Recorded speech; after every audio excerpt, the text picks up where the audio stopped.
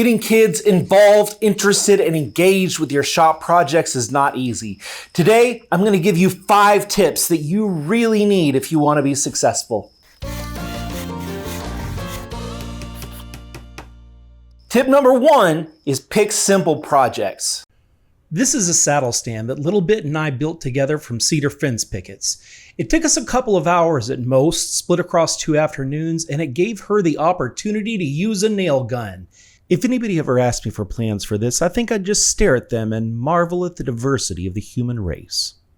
Tip number 2 is pick projects you can finish quickly. And remember, it's going to take you 2 to 3 times as long with kids as it would if you were doing it yourself. Without question, the most successful video in the admittedly short history of this channel has been the chessboard we made based on one featured on bourbon moth woodworking.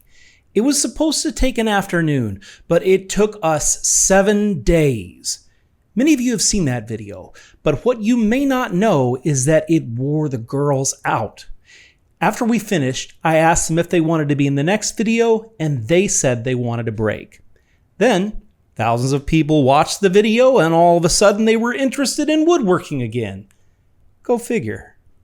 Tip number 3, don't do anything the kids can do safely. Look, I get it. The kids shouldn't be doing electrical work, but they can do plumbing.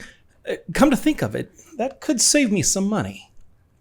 Anyway, before each step in a build, I try to ask myself if one of the kids can do it. If they can and they want to try, it's theirs. I keep them away from the table saw because mine is a death trap, and I only let the older one use the bandsaw, but there are plenty of jobs in the workshop they can do, and more each day. Tip number 4 is up your safety game. Before you even think about bringing kids into the shop, make sure you have safety equipment for them, ideally their own, and make sure it has a special place in the workshop. You also need to make sure it's a safe environment for them, which brings me to this.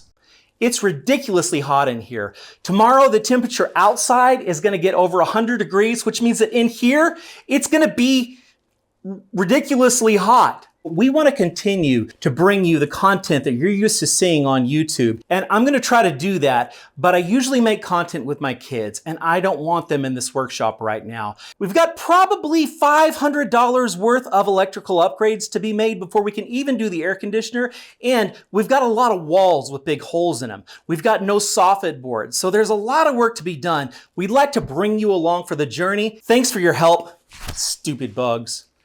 We appreciate you. Tip number 5 is don't focus on the projects, focus on the relationships. That's what you're really building. Ask an older person what part of their life was their favorite. 9 times out of 10, they'll tell you it was when their kids were growing up.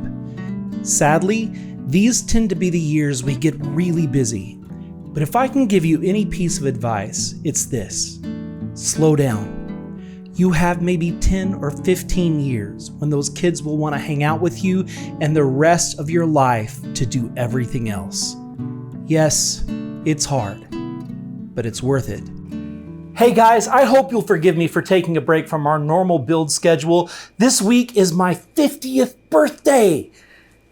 I know.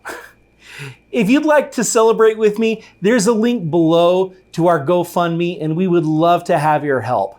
Anyway, we're about to get right back at it with another project that I know you'll love, so we hope to see you then.